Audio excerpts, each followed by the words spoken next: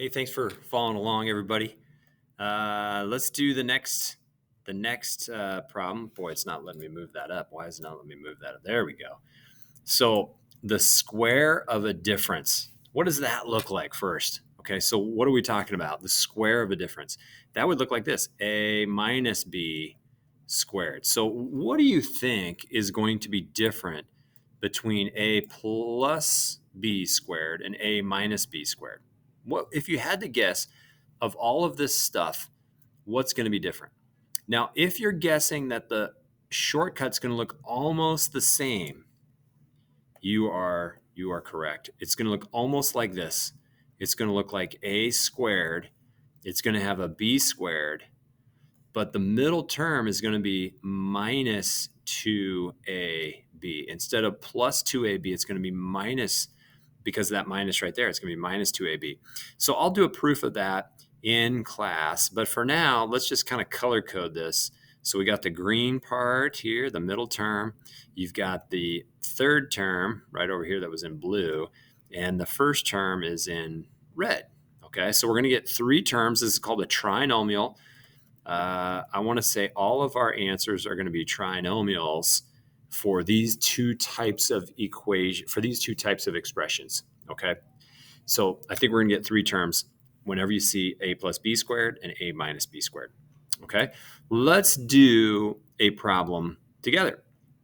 So I'm going to move my picture out of the way, and we're going to try one like this guy was, right? So let's see. I'm going to give it a difference though this time. So I'm going to have 2x minus 9 squared. Okay. Following this little pattern right here, it tells me to square this guy right here. So I go 2x squared. I square the negative 9. So I'm going to have negative 9 squared.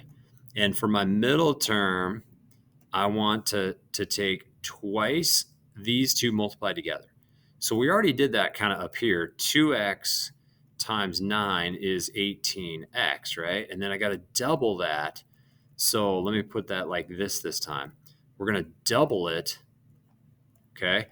But you notice that because it's 2x and times negative 9, I could put negative on the 9 right here. That would make it negative 18x.